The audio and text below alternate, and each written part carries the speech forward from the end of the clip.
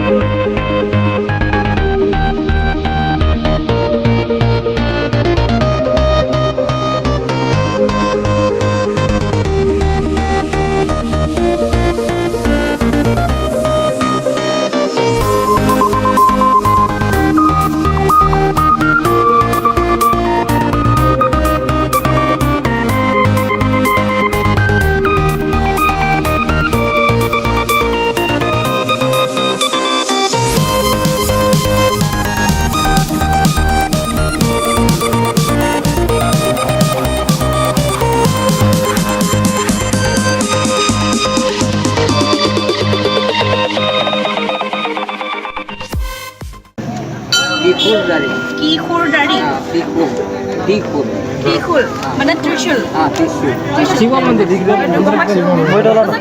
Trishul nam mana ini itu kotor juga kan.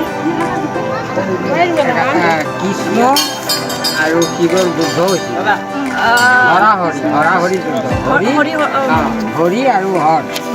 মানে হৰি হল কৃষ্ণ হৰ হল Shiva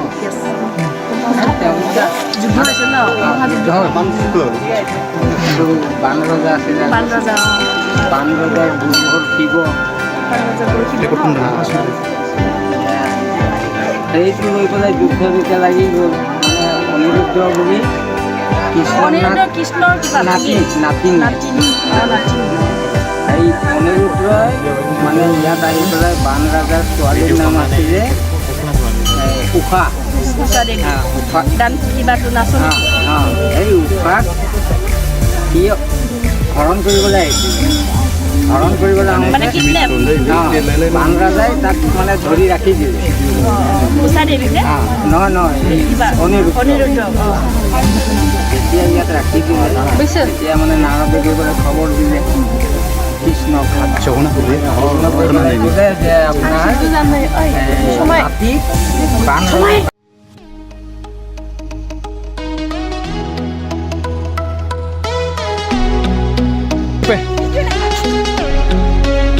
Hai, mabaयदि मोनदों फैनानै? नंगौ नंगौ होमबा गोजौआव थांना नायनोसै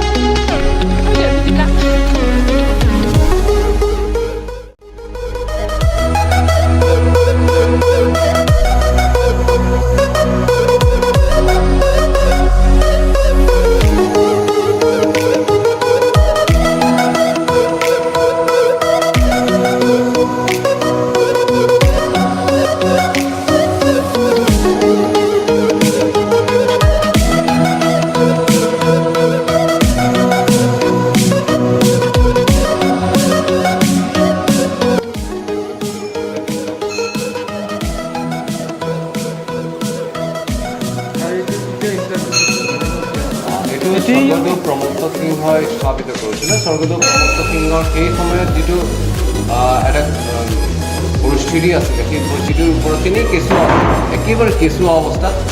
স্বৰ্গদেউ প্ৰমোদ সিংহৰ দ্বাৰা প্ৰতিষ্ঠিত কাৰণ সেই সময়ত স্বৰ্গদেউ প্ৰমোদ সিংহৰ যি দেহৰ ভাৱ ভংগী মানে এটা অস্থিৰ পৰিৱেশৰ পৰা তেখেতে মুক্তি লাভ কৰিছিলে অস্থিৰ পৰিৱেশটোৰ পৰা মুক্তি লাভ কৰাৰ পিছত মানে পুনৰ জীৱন প্ৰাপ্ত হোৱাৰ দৰে অৱস্থাত তেখেতৰ যি শৰীৰৰ ভাৱভংগী সেই শৰীৰৰ ভাৱভংগীকে আধাৰ কৰি লৈ পেলাই দেৱী কামাখ্যা আৰু দেৱী দুৰ্গাৰ দুটা শিলত খোদিত মূৰ্তি ইয়াত প্ৰতিষ্ঠা কৰি পেলাই পূজা কৰা হৈছিল। এতিয়া স্বৰ্গদেউ প্ৰমত্ত সিংহ কোন আৰু কি তোমালোকে যিহেতু তোমালোক বুলিয়ে কৈছে তোমালোক কলেজৰ student who is Pramatta Singh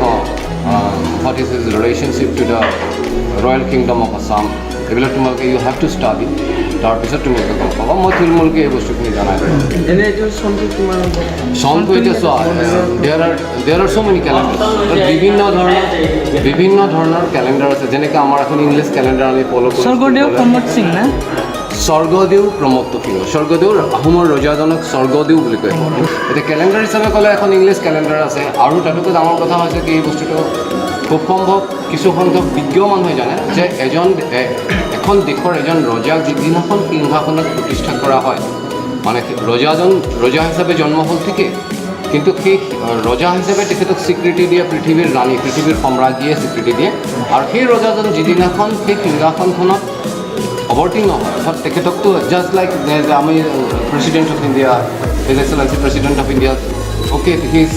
select হ'ল হোৱাৰ পিছত তেখেতে যি ভোট লয় just like that Ahom kingdoms বা থ্ৰু আউট দ্য ৱৰ্ল্ড যিমান বিলাক ৰজা এম্প্ৰেছ হাইছ মেজেষ্টি এম্প্ৰেছ যিজনক দিয়ে যে আজিৰ তাৰিখৰ পৰা তেখেতৰ মুখখন দেশৰ ৰজা সেই তেনেকুৱাও এখন কেলেণ্ডাৰ হয়। তাৰোপৰি অসমীয়া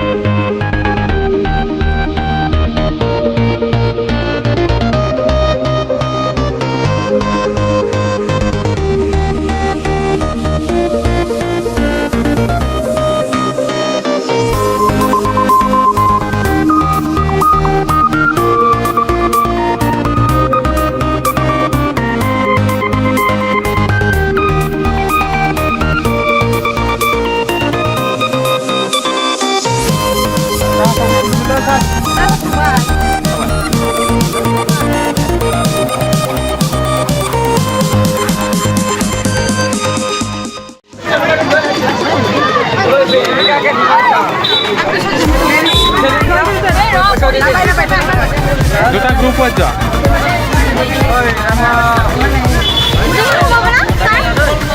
মই সোমাম